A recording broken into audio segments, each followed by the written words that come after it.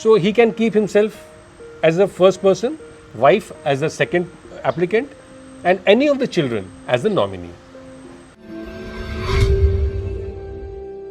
Hi everyone, Jai Hind, Jai Bharat, Jai Mata Di. This is Chief Engineer Praneet Mehta. Welcome to my YouTube channel Merchant Navy Decoded.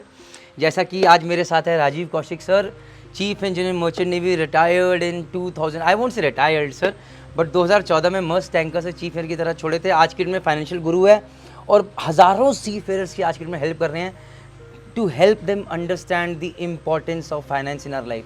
हम लोग merchant navy join करते हैं पैसा कमाने के लिए और उसी का सही कैसे सदुपयोग करना है उसको जीवन में भूल जाते हैं। That includes me, his student as well.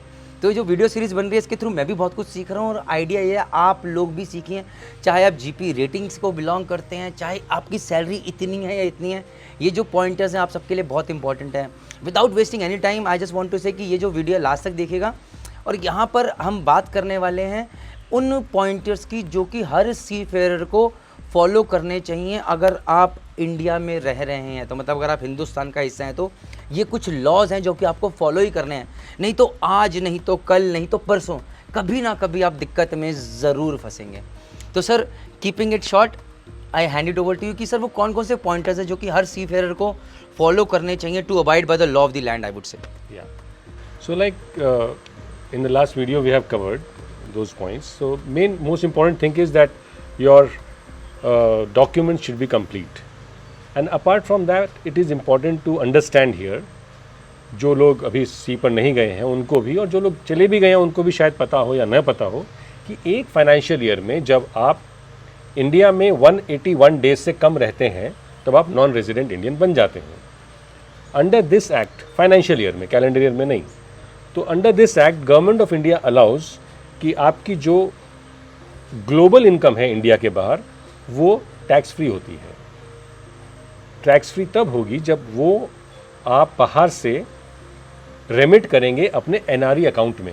ये अगर एनआरओ अकाउंट में आएगी या नॉर्मल एक इंडियन सेविंग्स अकाउंट में आएगी तो भले ही आप नॉन रेजिडेंट इंडियन हो, आपका इनकम टैक्स फ्री नहीं होगा। Understood sir. So this is very important to understand.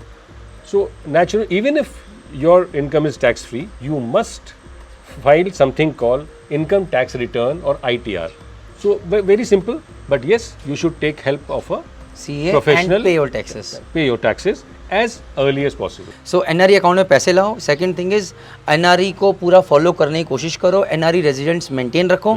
अगर NRE स्टेटस मेंटेन नहीं रख पा रहे हो तो भैया टैक्सेस पे करो, जय माता दी। और हर साल ITR तो फाइल करा ही करो, करना है। तो ये तो 2 पॉइंट हो गए। और कोई point sir, anything in your mind?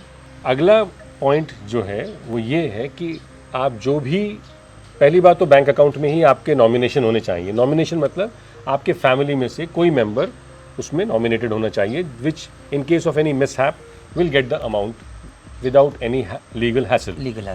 Another thing is that when you start investing, which we will finally we have to come to that stage, invest करने, उसी के लिए हम ये सब तैयारी कर रहे हैं। उसमें करने के लिए भी आपको 2 ही चैनल से इन्वेस्टमेंट करने चाहिए, either from your NRE account और your NRO account. And in both cases, you should have somebody as nominee.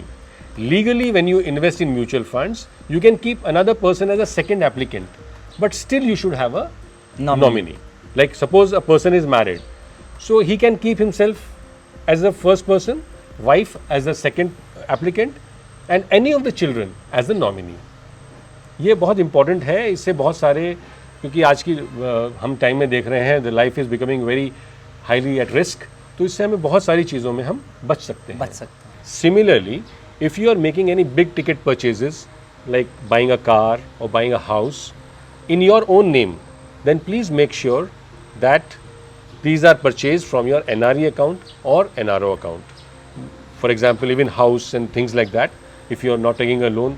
If you are taking a loan, everybody will tell you, but otherwise please buy it from your NRE account or NRO account. So guys, these are the 3 important points जो कि हमें, अगर हमें आगे चल के problem से बचना है, लीगल हैसल से बचना है, ये 3 चीज़ अगर हम फॉलो करेंगे, that is abiding by the law of the land. अगर हम यहाँ की बात करें, we are staying in country India, तो जय माता दी, एवरीथिंग विल बी फाइन।